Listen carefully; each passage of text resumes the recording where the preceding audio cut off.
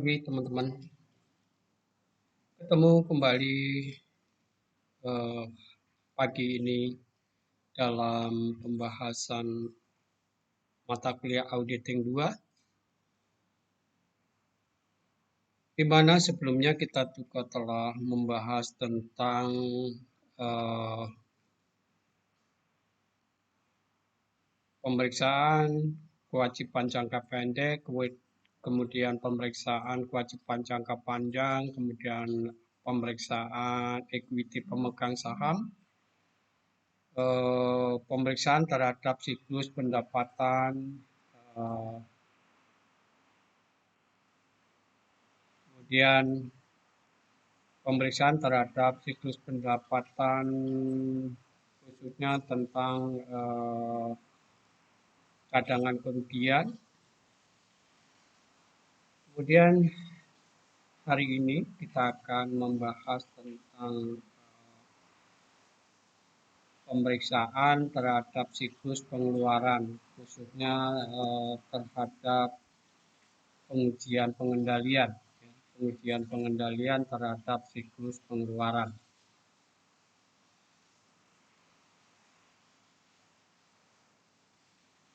Mudah-mudahan teman-teman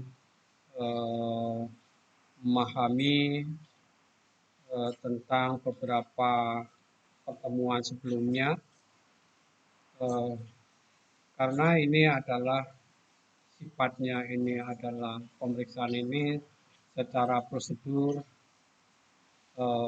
hampir sama, ya, hampir sama dalam pembahasan pada minggu-minggu yang lalu. Jadi aturan mainnya hampir sama, cuman fokus pemeriksaannya yang berbeda.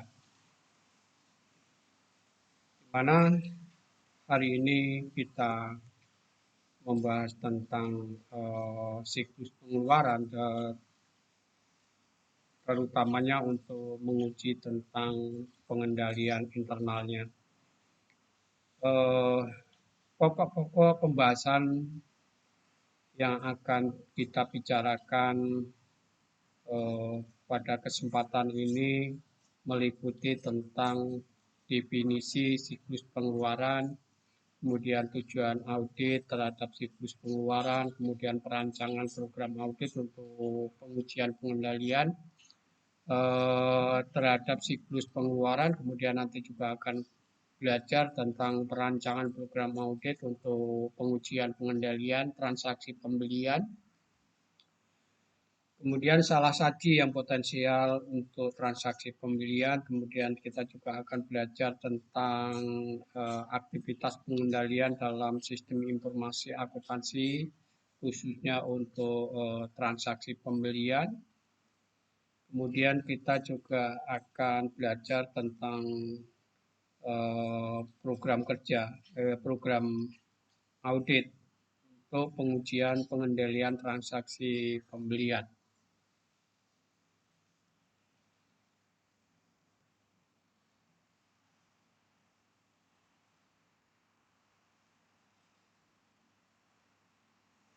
Langsung kita bahas tentang deskripsi siklus pengeluaran. Siklus pengeluaran terdiri dari transaksi perolehan barang atau jasa. Barang diperoleh dapat berupa aktiva tetap dan surat berharga yang akan digunakan untuk menghasilkan pendapatan dalam jangka waktu lebih dari 1 tahun atau sediaan dalam surat berharga yang akan dikonsumsi atau digunakan untuk menghasilkan pendapatan dalam jangka waktu 1 tahun atau kurang. Kemudian kalau kita bahas tentang jasa, ya, jasa itu juga dibagi dua, yaitu yang hanya menghasilkan manfaat, hanya menghasilkan manfaat 1 tahun atau kurang dari 1 tahun, seperti jasa personel, kemudian bunga, kemudian asuransi, iklan, dan lain sebagainya. Dan yang kedua adalah jasa yang menghasilkan manfaat lebih dari 1 tahun, seperti seperti aktiva tidak terwujud. Umumnya transaksi besar yang membentuk siklus pengeluaran dalam perusahaan ini terdiri dari transaksi pembelian dan transaksi pengeluaran kas. Tujuan audit atau pemeriksaan terhadap siklus pengeluaran. Kita akan memeriksa tentang keberadaan dan keterjadian transaksi. Tujuan dari pemeriksaan terhadap klasifikasi transaksi. Barang dan jasa yang didapatkan dari pemasok selama audit dilaksanakan merupakan aktivitas dari pembelian. Kemudian pembayaran kepada pemasok atau supplier terkait dengan pembelian barang atau jasa pada saat dilaksanakannya audit merupakan aktivitas dari pembayaran atau pengeluaran kas. Selanjutnya, tujuan audit atau pemeriksaan terhadap siklus pengeluaran ini bisa kita buat secara rinci, yaitu terdiri dari kelompok asersi, kemudian tujuan terhadap golongan transaksi, kemudian kolom selanjutnya ini adalah tujuan audit terhadap saldo akun. Kelompok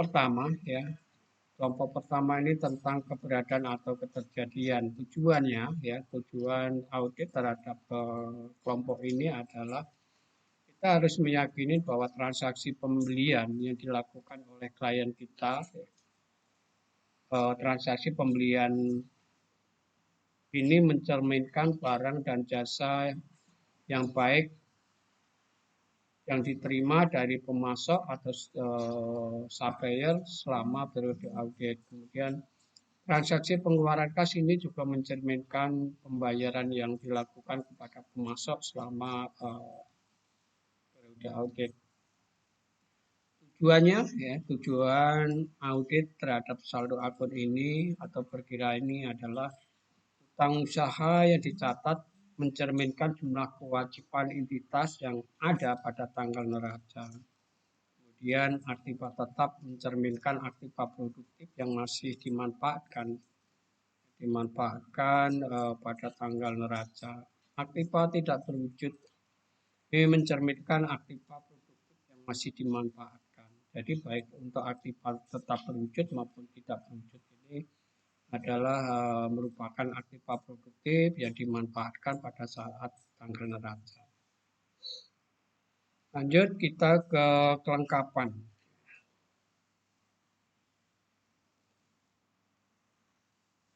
Semua transaksi pembelian dan pengeluaran kas yang terjadi selama periode audit telah dicatat. Jadi tujuannya untuk meyakini bahwa semua transaksi pembelian dan pengeluaran kas yang terjadi selama periode audit, mungkin Januari sampai Desember, itu telah dicatat. Kemudian tujuan audit terhadap perkiraan ini ya, utang-utang usaha mencakup semua jumlah yang terutang kepada pemasok atau supplier, baik itu untuk barang atau jasa pada tanggal neraca. Kemudian saldo aktiva tetap atau tidak tetap itu mencakup semua transaksi perubahan yang terjadi selama periode audit. Lanjut kita ke hak dan kewajiban. Tujuan audit terhadap golongan transaksi ini adalah untuk meyakini bahwa entitas atau klien kita ini memiliki kewajiban sebagai akibat transaksi pembelian yang tercatat dalam periode yang diaudit. Kemudian kemudian entitas atau perusahaan atau klien kita juga memiliki hak atas aktiva tetap sebagai akibat perusahaan atau klien kita memiliki hak atas aktiva tetap berwujud maupun tidak berwujud sebagai akibat transaksi pembelian yang tercatat dalam periode yang diaudit. Jadi ini bisa disingkat ini ya, aktiva ini entitas atau klien kita memiliki hak atas aktiva tetap baik berwujud maupun tidak berwujud sebagai akibat transaksi pembelian yang tercatat dalam periode yang diaudit. Kemudian tujuan audit terhadap saldo akuniki atau perkiraan ini. Utang-utang usaha pada tanggal neraca itu mencerminkan kewajiban dari klien ya, kepada para suppliernya. Kemudian klien kita juga memiliki hak atas aktiva tetap baik yang terwujud maupun tidak terwujud yang tercatat pada tanggal neraca. Lanjut kita ke penilaian dan alokasi. Semua transaksi ya, tujuannya adalah meyakini bahwa semua transaksi pembelian dan pengeluaran kas telah dicatat dalam jurnal, kemudian diringkas dan diposting ke dalam akun secara benar. Kemudian tujuan audit terhadap saldo akun atau saldo perkiraan ini adalah utang usaha untuk meyakini bahwa utang usaha dinyatakan dalam jumlah yang benar, kewajiban klien kita pada tanggal neraca, kemudian aktiva tetap dinyatakan pada pos dikurangi dengan depresiasi akumulasi, kemudian sama juga dengan untuk aktiva tetap itu baik berwujud maupun tidak berwujud. Ya. Kemudian biaya yang berkaitan dengan aktiva tetap dan tidak berwujud dicatat sesuai dengan prinsip akuntansi berterima umum. Selanjutnya adalah penyajian dan pengungkapan. Tujuan audit terhadap golongan transaksi ini adalah untuk meyakini bahwa rincian transaksi, pembelian dan pengeluaran kas mendukung penyajian akun yang berkaitan dalam laporan keuangan baik klasifikasinya maupun pengungkapannya. Selanjutnya adalah tujuan audit terhadap saldo akun ini, yaitu bahwa utang usaha, aktiva tetap dan aktiva tidak berwujud telah diidentifikasi dan diklasifikasi secara benar dalam neraca. Kemudian telah dilakukan pengungkapannya secara memadai, ya, dibuat berkaitan dengan utang usaha, aktiva tetap dan aktiva tidak terwujud. Jadi pengungkapan ini telah dibuat secara memadai terkait dengan utang usaha, aktiva tetap dan aktiva tidak berwujud.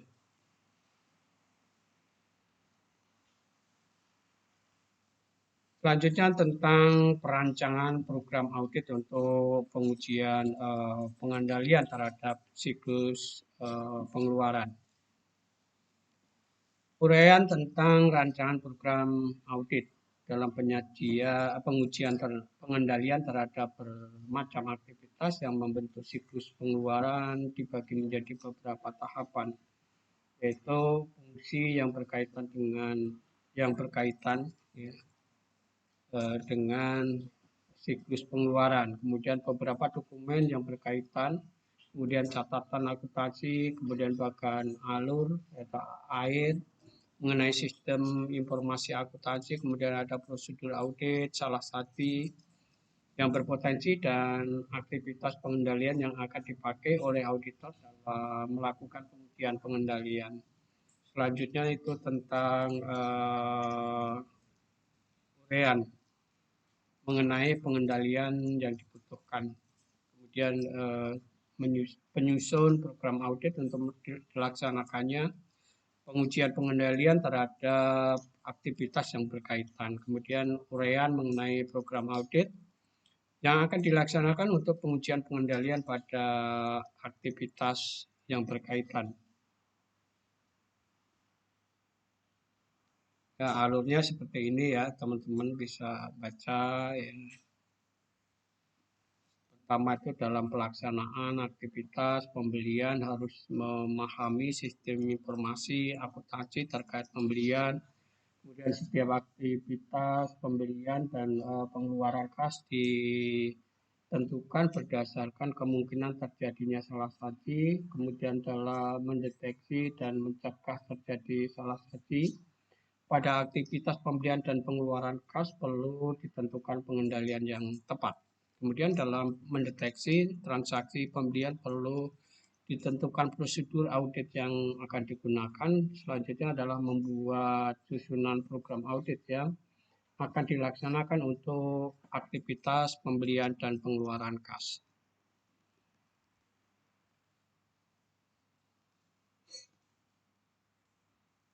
Secara umum, transaksi pembelian ini meliputi prosedur sebagai berikut.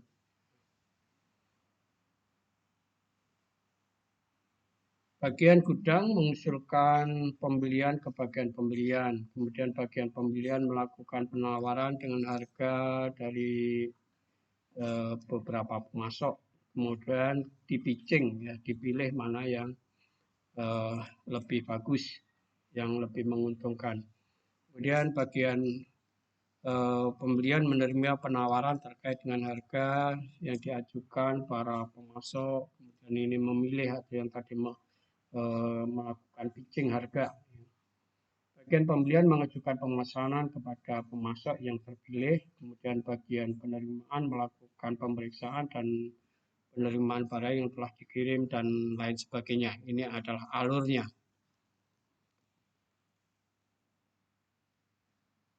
Kemudian kita memeriksa tentang potensi salah saji.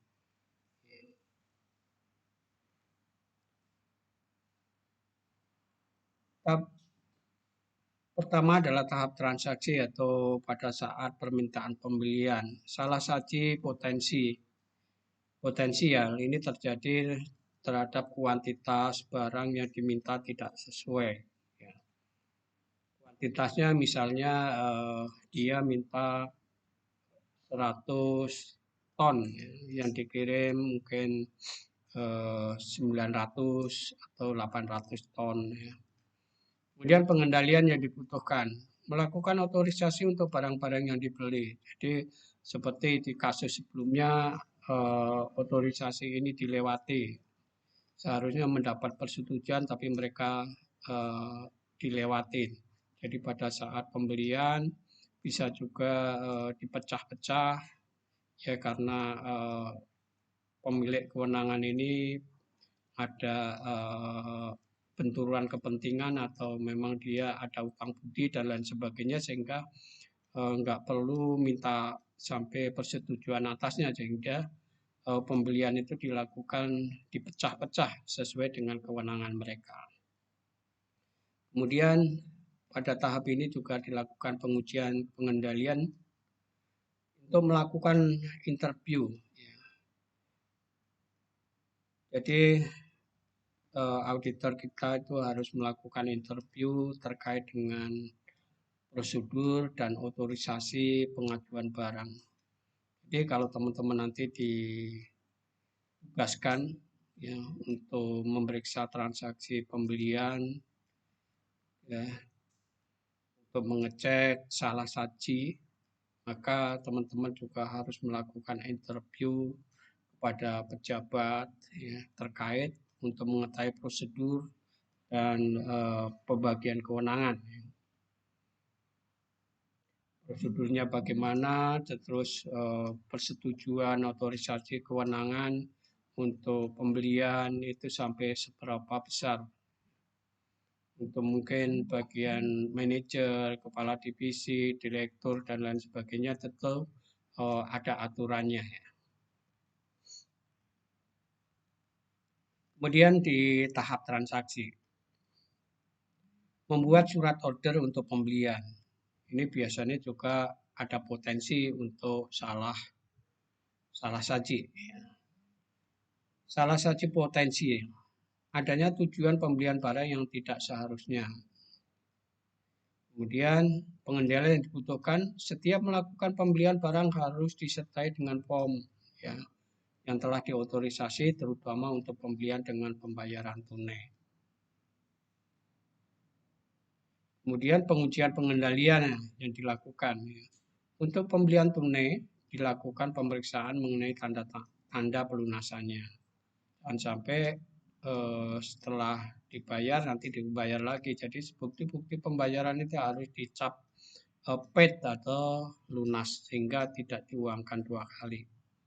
Ini kenapa diperlukan dicap paid atau lunas itu untuk menghindari terjadinya penguangan dua kali terhadap bukti transaksi itu. Lanjut tahap transaksi penerimaan barang. Ini juga ada potensi salah saji.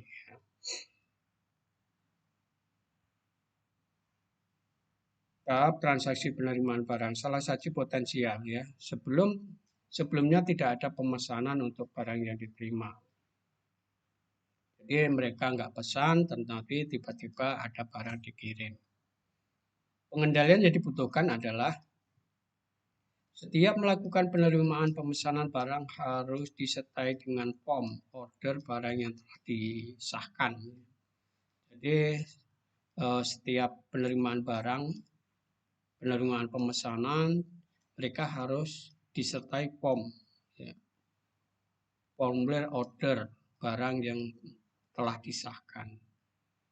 Ini sebagai verifikasi oleh bagian gudang. Apakah barang-barang yang diterima itu benar dipesan oleh perusahaan. Kemudian pengujian pengendalian yang dilakukan.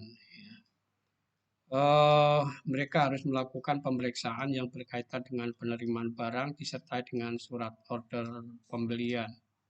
Jadi surat order pembelian ini memang sangat dibutuhkan untuk memverifikasi apakah barang-barang yang dibeli ini benar dipesan oleh mereka, terus siapa yang memesan, siapa yang menyetujui, ini adalah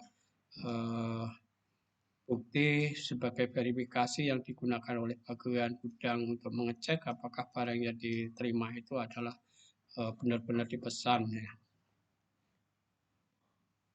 Lanjut kita ke masalah penerimaan barang tadi. Salah satu adanya kemungkinan mengenai barang reject. Ya, reject yang diterima oleh perusahaan dan bandingkan dengan surat order yang diterima. Sedia ada retur ya. Ini juga harus dicek tentang surat ordernya. Kemudian pengendalian yang dibutuhkan. Untuk bagian yang melakukan penerimaan barang perlu melakukan perhitungan inspeksi dan membandingkan antara barang yang diterima dengan surat order pembelian. Kemudian pengendalian dilakukan, melakukan pengamatan dengan prosedur penerimaan barang yang dilakukan oleh bagian terkait.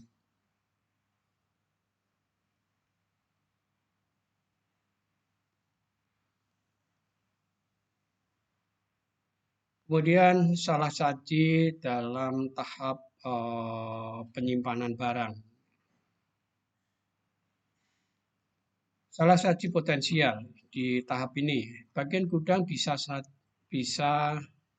saja mengaku tidak menyimpan barang yang telah dibeli oleh perusahaan. Kemudian pengendalian dibutuhkan untuk mensikapi ini adalah perlu adanya dokumentasi terkait dengan penyerahan barang dari bagian penerimaan barang ke bagian gudang. Mereka harus membuat tanda terima atau tanda tangan atau gimana bukti yang menyatakan bahwa bagian gudang itu telah menerima barang dari bagian penerimaan barang. Kemudian pengujian pengendalian yang dilakukan. Mereka harus melakukan pemeriksaan mengenai tanda serah terima barang dari bagian penerimaan ke bagian gudang. Selanjutnya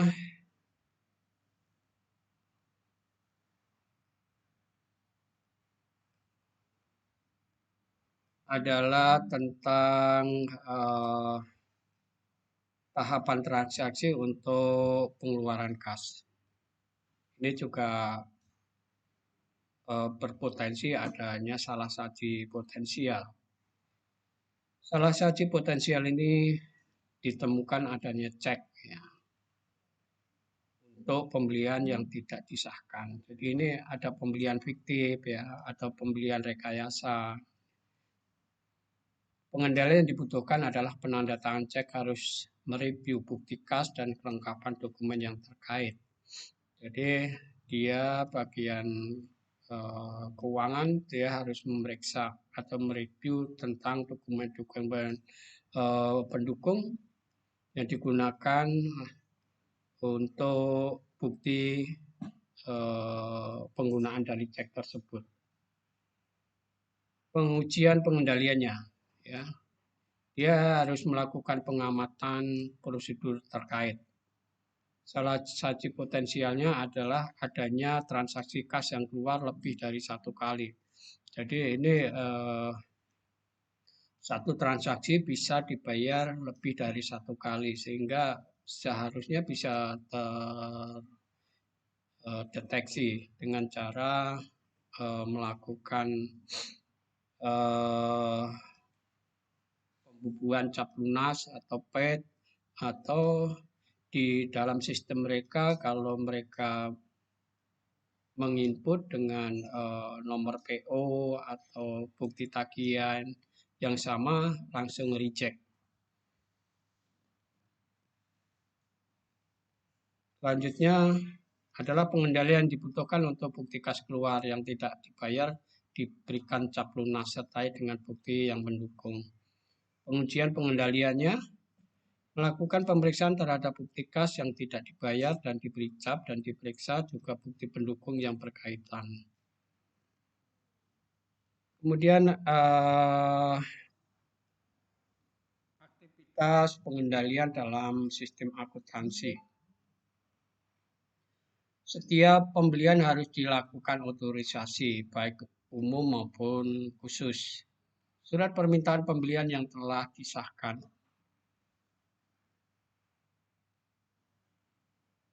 merupakan dasar dari setiap order pembelian. Surat order pembelian yang telah disahkan merupakan dasar dari setiap penerimaan barang, melakukan perhitungan, pemeriksaan, dan perhitungan ulang, dan bandingkan dengan barang yang telah disahkan. Dokumentasikan serah terima barang dari bagian penerimaan barang ke bagian gudang, kemudian lampiri dengan dokumen pendukung untuk bukti kas keluar. Ini adalah pengendalian dalam sistem akuntansi. Kemudian setiap ada pencatatan ke dalam register buku kas keluar harus disertai dengan dokumen tambahan yang lengkap. Kemudian melakukan pemeriksaan dengan mandiri. Posting ke dalam buku pembantu utang usaha, aktiva tetap, kemudian persediaan dengan akun kontrol yang berkaitan dalam buku besar. Kemudian bertanggung jawab secara berkala untuk semua form yang memiliki nomor urut cetak. Adanya petunjuk ya untuk akun dan penilaian terhadap pemberian akun, melakukan penilaian terhadap kinerja secara berkala.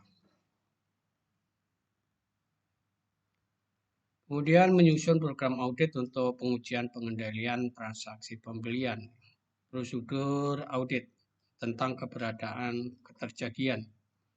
Pada tahap ini, teman-teman harus melakukan pengamatan, termasuk pengamatan terhadap pemisahan fungsi, kemudian persetujuan atas surat permintaan pembelian, order pembelian, penerimaan barang, ya. Kemudian pembuatan bukti kas keluar. Selanjutnya, teman-teman harus ambil sampel harus ambil sampel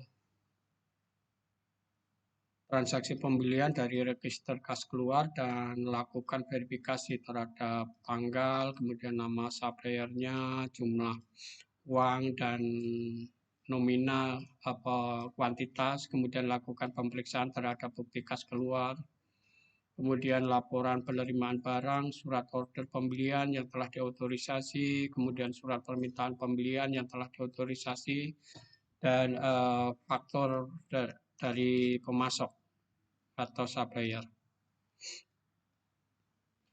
Selanjutnya adalah tentang prosedur audit, khususnya terhadap kelengkapan. Dalam pengujian pengendalian transaksi pembelian, teman-teman harus periksa bukti digunakannya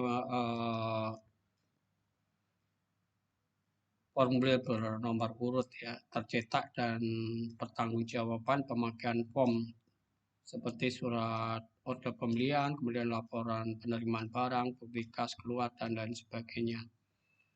Periksa secara selintas ya, nomor urut kas keluarnya yang dicatat dalam register bukti kas keluar.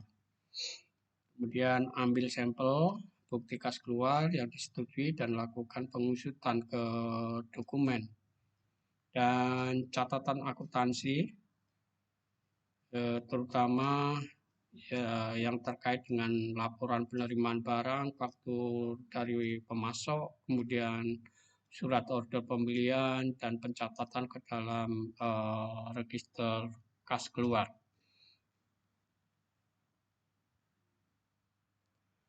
Kemudian penilaian atau alokasi. Untuk sampling yang diambil, kemudian lakukan pemeriksaan terhadap adanya persetujuan pembelian.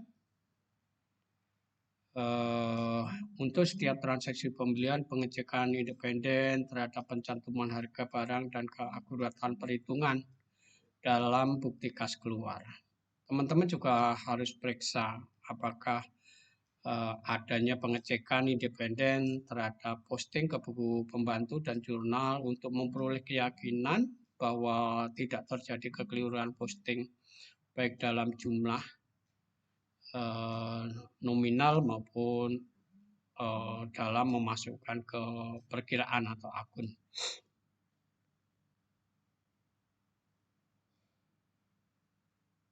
Selanjutnya, teman-teman bisa nanti bersama mahasiswa yang lain bisa membuat contoh ya, contoh salah saji potensial yang dapat terjadi pada transaksi pembelian. Kemudian untuk mendeteksi dan mencegah terjadi salah saji dalam tahapan pencatatan transaksi pembelian, menurut teman-teman aktivitas pengendalian apa saja yang diperlukan. Jadi ini teman-teman nanti bisa berikan 5 contoh ya, kasus salah saji, kemudian teman-teman nanti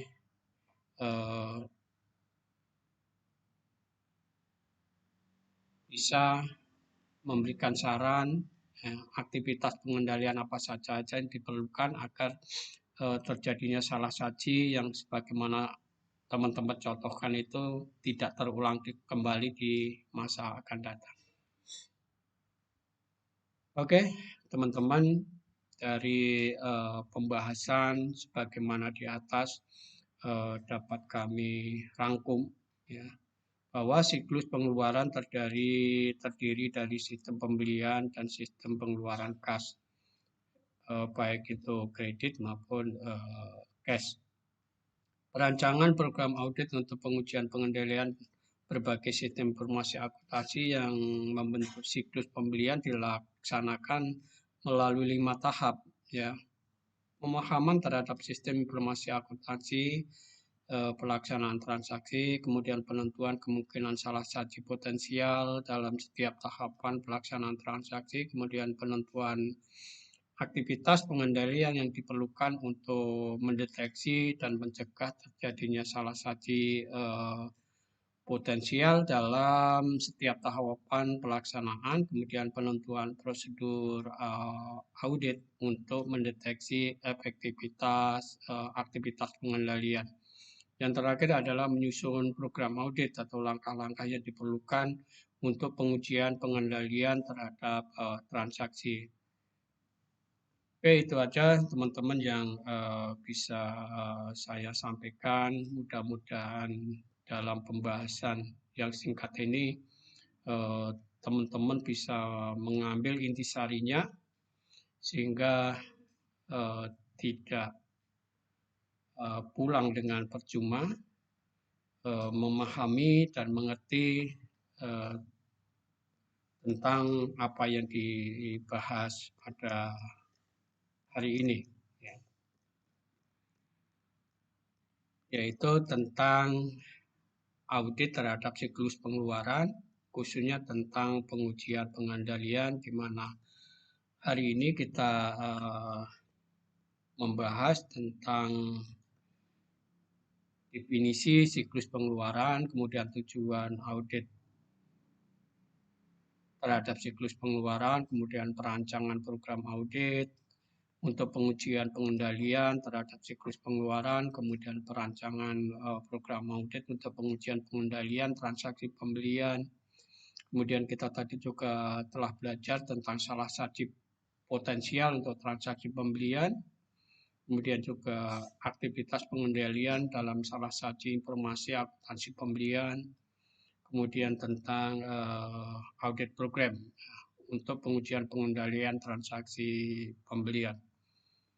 Oke, saya kira ini yang bisa kami sampaikan. Semoga ini bermanfaat bagi teman-teman, terutama bagi teman-teman yang